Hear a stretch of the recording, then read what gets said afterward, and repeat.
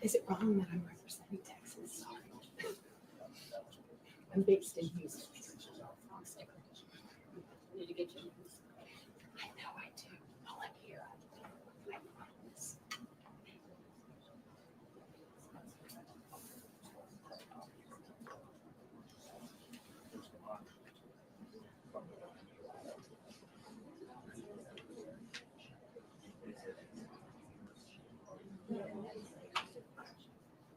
I was happy to see Texas as assisting in this investigation. That's what should be.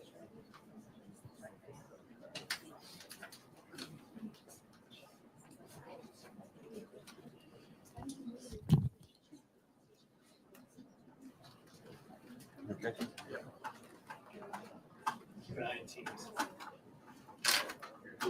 Sorry about that, guys.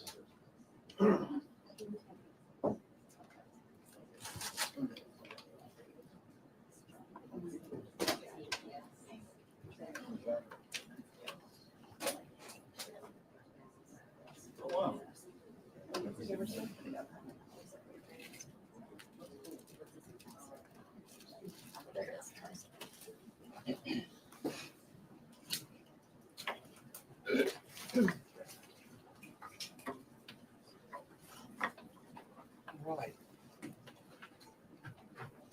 All ready? We good? All right, well, good morning. I first want to start off by reminding the citizens of Louisiana that as you travel around the state, you will see the flags of all state buildings at half-mast in honor of those lives that were lost in this horrific act of violence. I also think that it's important to remember that what happened yesterday was akin to those who are old enough to remember jigsaw puzzles. And that you would take 1,000-piece jigsaw puzzle and you empty the box and you've got to start sifting through those pieces. And you want to start, if you're real good, you start at the corners, right? Try to put your corners together. And from yesterday to today, over 1,000 law enforcement agents and officers, men and women, have been poring over countless amounts of data, of videos, of surveillances, interviews, tracking down every possible lead that came to us, whether it was the New Orleans Police Department, the Louisiana State Police, the FBI, or our other federal agencies. Also yesterday, I issued an emergency declaration. That declaration was meant to streamline resources and communications between state, local, and federal partners. And we're seeing the results of it. I also would like to remind everyone that what's going on in this city and this state is twofold. We've got an active criminal investigation going on while we're also continuing to secure the city in preparation for 3 o'clock kickoff time for the Sugar Bowl. With that, I would also remind those who are in the city that as far as state resources are concerned, we have the Louisiana State Police, the Louisiana National Guard, which was part of that emergency declaration, which allowed us to put an entire MP company on the ground. Those become force multipliers, is what we call that in law enforcement and the military. That helps to add to the resources that we have. Wildlife and Fisheries, the Department of Corrections, DSF, DHS, our Veterans Affairs, our Probation and Parole, all state agencies. Any state agency who has post-certified officers are here in this city to help secure the city. And so with that, I would like to turn it over to Christopher Rea, who is the Deputy Assistant Director of the FBI's Counter Terrorism Division. Chris? Thank you, Governor Landry.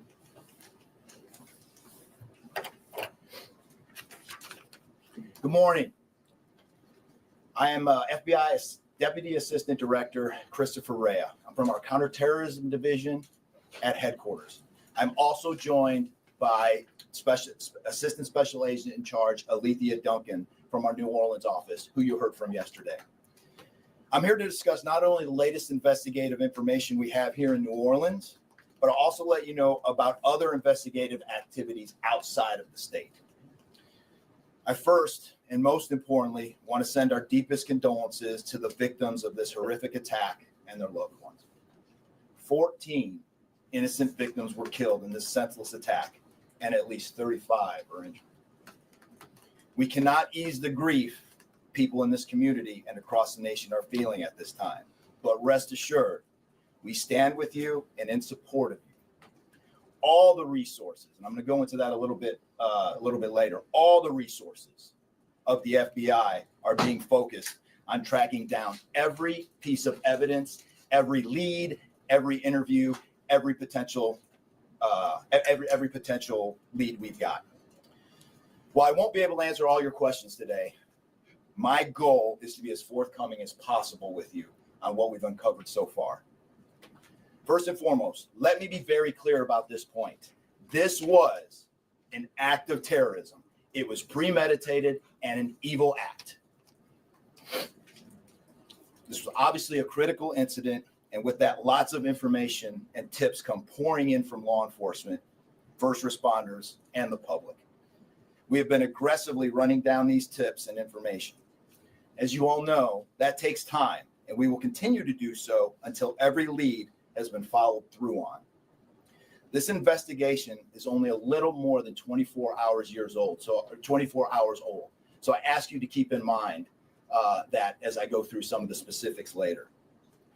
But at this point, currently, and this is another fact I want to be clear on, we do not assess at this point that anyone else involved in this attack except for Shamsuddin Jabbar, the subject you've already been briefed on. A little bit about what the FBI is doing. So we are surging people and assets to the area from across the region and across the nation. Special agents in multiple field offices across the country have been deployed and are assisting with potential aspects of this investigation and following up on every lead. Additional teams of special agents, professional staff, and victim specialists continue to arrive to provide more investigative power and assistance to the victims and their families. We've also forward deployed a number of our critical incident response group assets, including members of our hostage rescue team, special agent bomb technicians, and crisis management coordinators. In addition, we have deployed more evidence response technicians to continue to process the various scenes that we have. So far, we have received just over 400 tips from the public, and that information is being followed up on both here in New Orleans and across the country. Some of the tips are here in New Orleans, and there are other tips in other states across the country that we are following up on. The FBI team and our law enforcement partners here are also reviewing hundreds of hours of surveillance and other video from both the French Quarter and other locations. As for a timeline, at this point, investigators believe Jabbar picked up the rented F-150 in Houston, Texas on December 30th.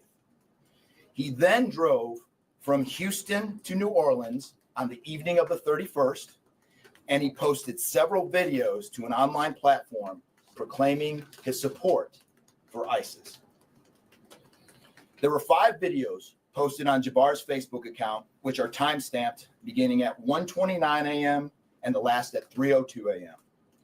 In the first video, Jabbar explains he originally planned to harm his family and friends, but was concerned the news headlines would not focus on the, quote, war between the believers and the disbelievers, end quote. Additionally, he stated he had joined ISIS before this summer. He also provided a will and testament.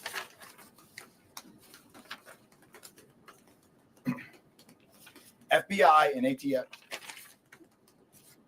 FBI, we have a couple different scenes at the location. We have released the scene at Bourbon Street. That scene has been released. We also have a scene off of Mandeville address where we're currently searching that scene right now. FBI and ATF agents have secured that house, and that location is being searched for potential evidence. On New Year's morning, Jabbar opened fire after ramming through a blocked off area of Bourbon Street, used his truck as a weapon to run over the victims. Teams of specially trained victim specialists, again, as I said, are on the ground here in New Orleans, assisting survivors of the attack and loved ones of the deceased. We do not believe the public is in any danger around any of these locations.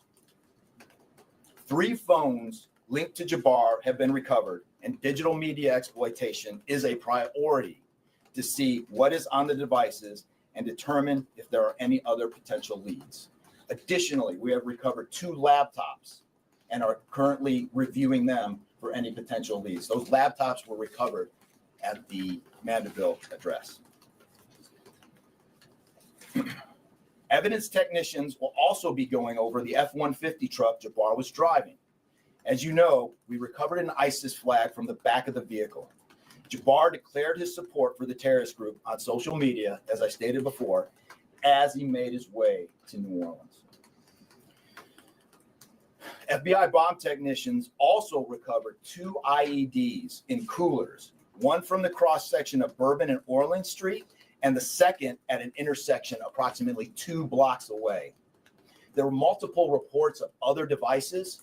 Those reports turned out to be misinformation or not actual functioning devices. Those are the only 2 devices that we've been able to recover that were functional. Both devices were rendered safe on scene. We did obtain surveillance footage showing Jabbar placing the devices where they were found. 2 other, as I said before, 2 other items of interest were determined not to be IEDs.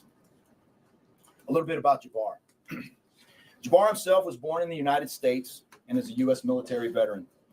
We are looking in everything in his life. While we have interviewed many people who know Jabbar, we still need to talk to others. Whether you know Jabbar personally, worked with him, served in the military, or saw him in New Orleans or Texas, we need to talk to you. You may not think you have relevant information, but what you know could tie in to one of our investigative leads. Specifically, we want to talk to anyone who was in the French Quarter on New Year's Eve or early on New Year's Day. That includes people spotted near one of the 2 IEDs on Bourbon Street. The IED was inside a cooler, and many people stopped and looked at the cooler and then continued on their way. Let's be clear. Again, we do not believe at this point these people are involved in this incident in any way. We want to speak to them as witnesses and want to know what they saw and when. I went down to the crime scene last night. It is very hard to put into words what it looked like and how difficult it was to see. Anyone with information can call us at 1-800-CALL-FBI or send digital tips to fbi.gov/Bourbon Street attack. Early this morning, evidence response teams finished their work at the crime scene. Bourbon Street has been turned over to the city of New Orleans. As you know, there's also an FBI investigation in Las Vegas.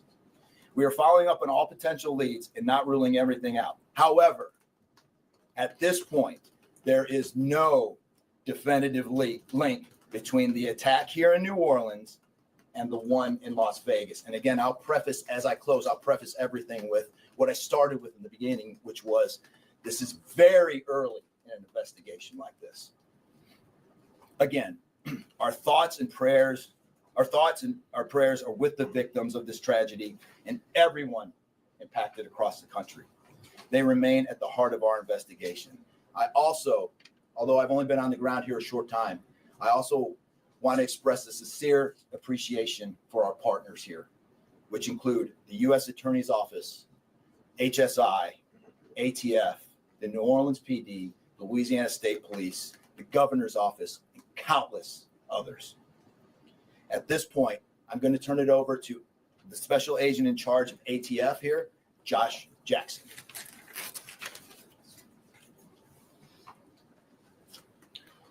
Hey, good afternoon. As stated, my name is Joshua Jackson. I am the special agent in charge for the ATF New Orleans Field Division.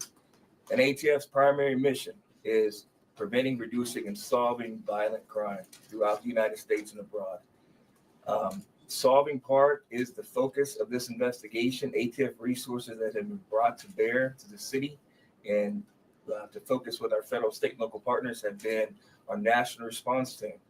We spoke about the scene that's still being processed now. The national response team of ATF is a team of certified fire investigators, certified explosive specialists, fire engineers, electrical engineers. These folks will give us additional investigative leads to help the investigative team identify what happened at the location in Mandeville and identify how that fire started and move the investigation forward from there. Additional resources that ATF has brought to bear into the city is our ATF Special Response Team. This is a tactical team capable of handling any sort of enforcement operation. This team is deployed, on set, and ready for the Sugar Bowl today. This team is also made available to the Louisiana State Police and also New Orleans Police Department to assist with any efforts that they may have during this period. Additional resources, as the governor alluded to, he executed executive powers and had an emergency declared to where ATF was able to tap in to emergency support function 13 resources. This allowed us to bring additional explosive detection canines so that we can safely sweep the city and safely sweep the Super Bowl in preparation for the game today. These resources will still be in the city as we lead up to the Super Bowl and through Mardi Gras. These type of ATF resources will be here. The last resources the ATF has brought to bear, probably the most important one, is our victim witness coordinators. These folks come in and they provide resources to the victims and the family members that have suffered greatly during this tragedy. The entire city hurts, but the victims and the family members are in need of resources and care long after this investigation wraps up.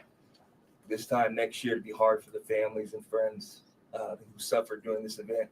So our victim witness coordinators are working with the FBI, the city of New Orleans coordinators to provide resources to these folks out here. And as we move forward, ATF will be committed. We will work with the investigative team moving this investigation forward, but also we'll be here to make sure the city is safe and prepared as we move into the Super Bowl. And with that, I'm going to turn it over to our mayor of this great city, New Orleans. Madam Mayor. Thank you so much. Thank you so much. Well, good morning once again.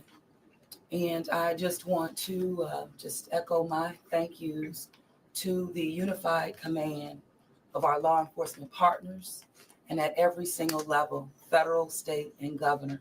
Governor, thank you for your partnership. Thank you. I also want to thank the residents and the visitors of the city of New Orleans for your patience, for your support, and most of all, your prayers. Our hearts and prayers continue to go out to the victims' families. And the city of New Orleans, we're resilient. And as I stated on yesterday, my focus in terms of a priority has been on our victims. As you heard, that yes, the FBI was able to clear Bourbon Street. And what that meant also for me in this city was that we were able to remove our victims, identify them, and notify their families. Real reverence. They mattered, the families matter, and matter to the city of New Orleans.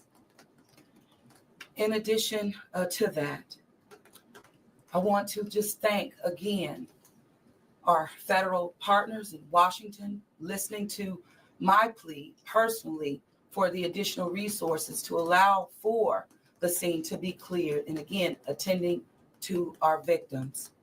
I walked by each one and I did the sign across in my own way because reverence, again, is important. So while we have been able to have Bourbon Street return back to the city of New Orleans, and the due diligence has been done, that then allowed me to give the go-ahead to begin the cleaning of Bourbon Street. That started happening in the morning about 2 a.m. It was completed for 8 a.m. this morning. But that has really set the tone, I would say. And with the confidence that I have in the law enforcement partners, all of the resources that have been activated, how we have made sure that safety continues to be our top priority, how our assets have been deployed strategically, again, for the safety and the protection of our visitors and our residents in the city. And because of that, the confidence is there to reopen Bourbon Street to the public prior to game time today. The first order will be to allow for vendors to come in and service the businesses. That's important in order for us to stand up activation, as you know, Governor. And so with that, I want to reassure the public that the city of New Orleans is not only ready for game day today, but we're ready to continue to host large-scale events in our city because we are built to host at every single turn. I want to, again, thank all of those who responded to the FBI's call for information and tips. As you heard, that has been useful. Continue to do that. The investigation is still active and absolutely under the FBI's leadership. We will continue to operate and cooperate as we always have. So I want to also thank all of our partners for the added resources for victim and crisis management. We know that that's, again, important. Working with our partner, the Greater New Orleans Foundation, we have set up a fund for our victims' families for not only today, but into the future. As you heard, this is going to be a long process for our people. So with that, the city of New Orleans, and with all of my confidence, we are ready. And we could not get here, again, without the unified presence, support, and cooperation. We are stronger together. And I want to say again, thank you so much. Thank you, Governor. So once again, the governor would like me to reiterate that Bourbon Street will be prepared for full activation before game time today. We know 3 p.m., so we're working towards 2:30 p.m. But prior to game time, the kickoff, Bourbon Street will be restored. So we're hard at work now. Our teams are now, and of course, working with our business community to serve our public and serve our residents and our visitors alike. In closing, I want to rest people assured that right now in the city of New Orleans, there's an unprecedented amount of law enforcement resources that are being utilized to close out and to hunt down and to finalize this investigation. I want to thank the FBI and all of our federal partners for the amount of resources they have poured into the city. This type of event can happen in any city. And that's the tragedy of it. And I think it's important for people to understand that to protect our citizens in America from evil, you have to crush it. You can't go out there and placate it. You can't go out there and say, oh, I'm going to put this in place and that in place and hope that evil doesn't show up on your doorstep, because it will. You have to crush it. And that's what we're going to do here. We're going to put it all behind us. We're going to continue to keep the victims, those that are in the hospital, either fighting for their lives or trying to recover, in our thoughts and in our prayers.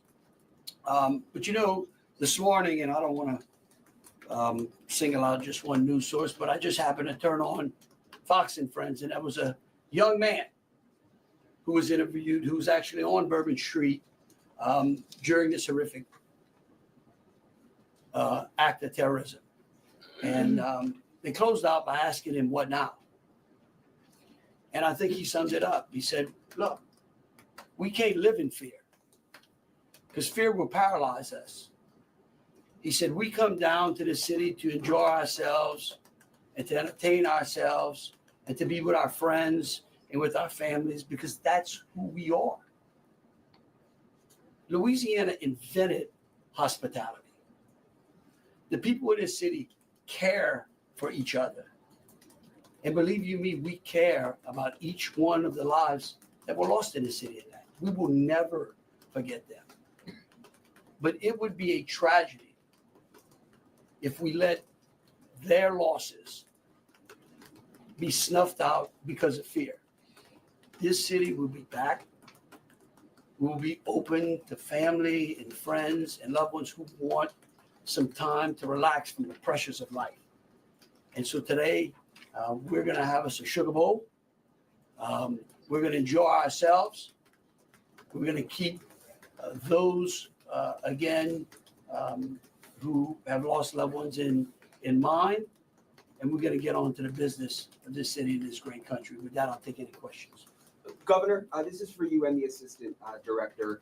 The message has really changed since yesterday. Yesterday, the FBI said that people should be vigilant, that he did not act alone, that he likely had help. And now you're coming out the very next day and saying he was a lone wolf, everything is safe, the game moves on, everybody have a good time. How can you be so sure just 12 hours later? Well, we're going to bring him up. All right, but here's what I want to remind everyone. Like I was a deputy sheriff, right? I worked in a jail. I worked on the street. I worked on the interstate. I served warrants. I can tell you. Look, in today's world, I get it. Information, we get information like that. Everybody lives in a 15-second TikTok video.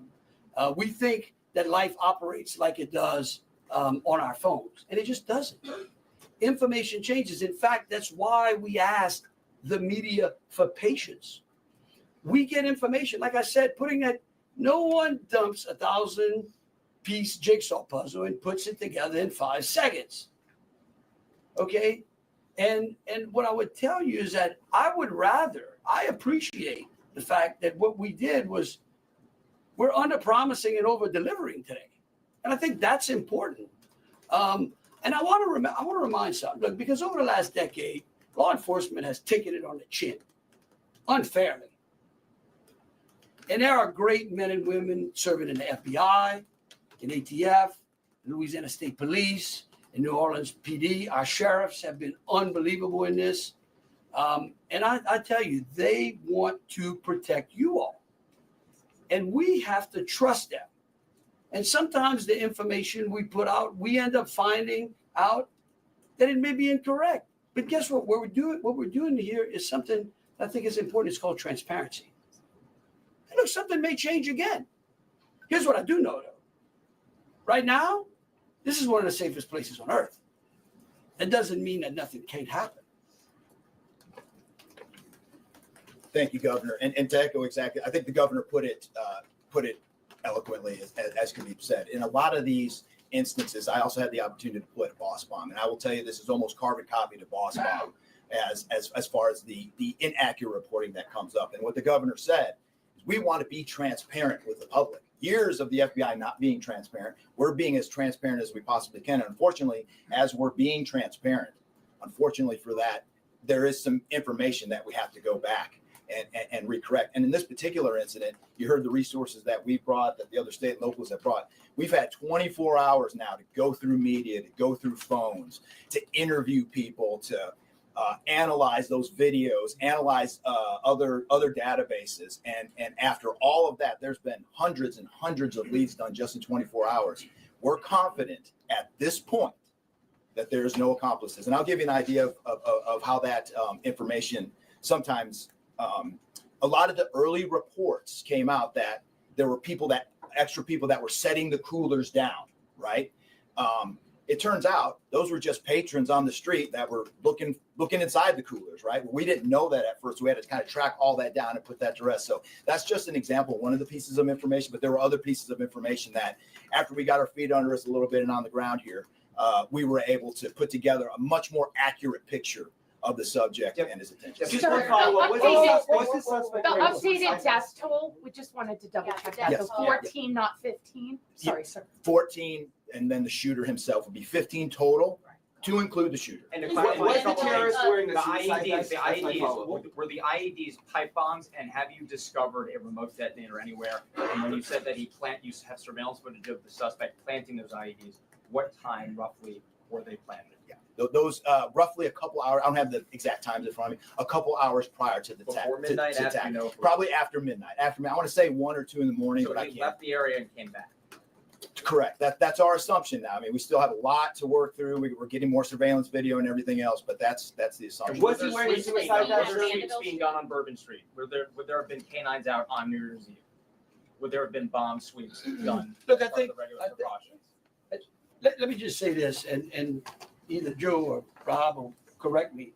Look, a bomb dog doesn't operate like a drug dog, right? They on Bourbon Street, there's a lot of senses, right? A lot of smells. I don't think you can run a bomb dog down Bourbon Street with thousands of people there and be able to sniff out a bomb. What we've been doing, what they have been doing, it's certainly a complete sweep of the quarter because of the limited amount of traffic that's been out there. Let me just say this. I think this may help.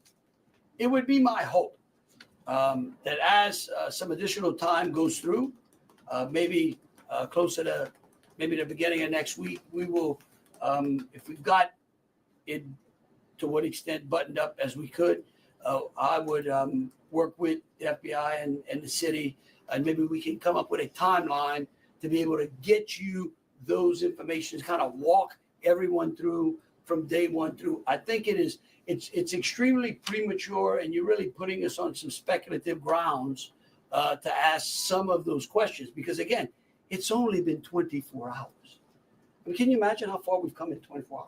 So, Can you just clarify if there was pipe bombs and a remote detonator? Was he wearing a Oh, suicide oh, vest? oh, oh. Well, We'll go what one is at a time. being done to make Bourbon Street safer tonight than it was New Year's Eve? Are temporary bollards being brought in to block off the street, and why weren't those used on New Year's Eve?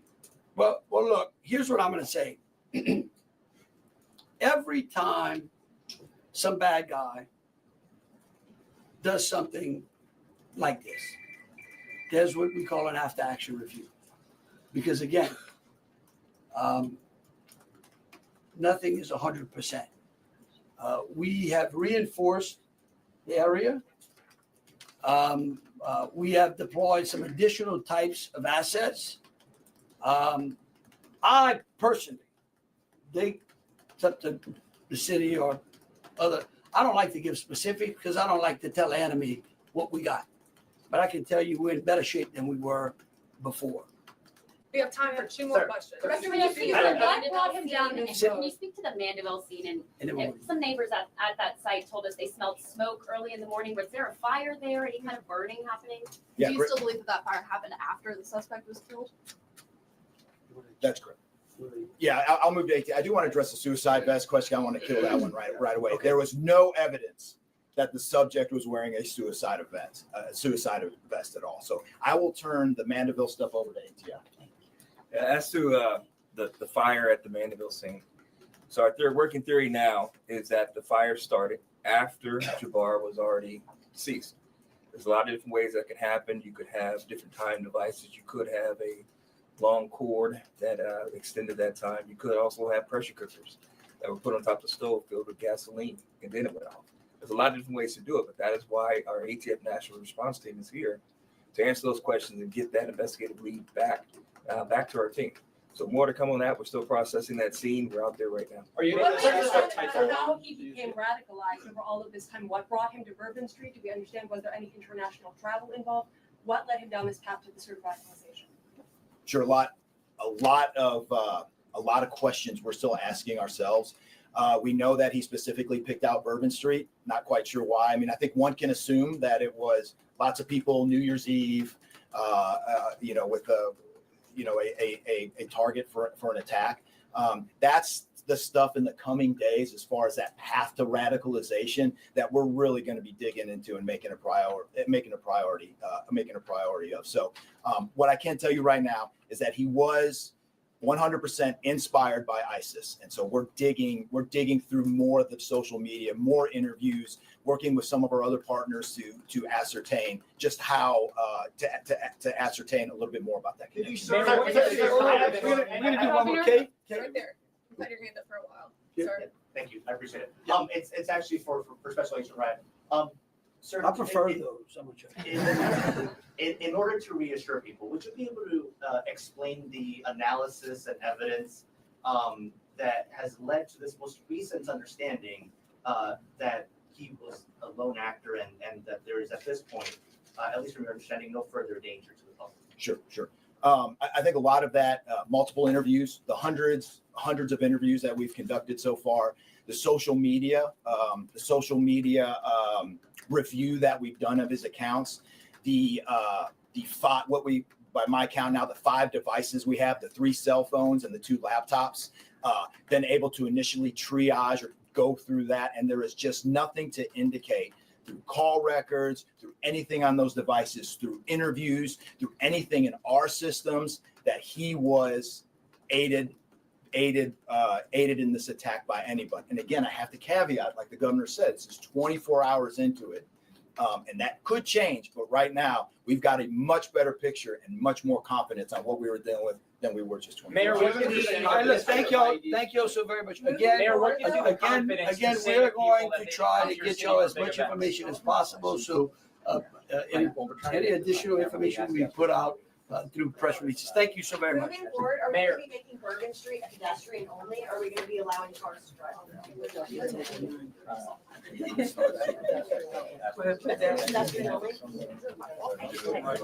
Yeah.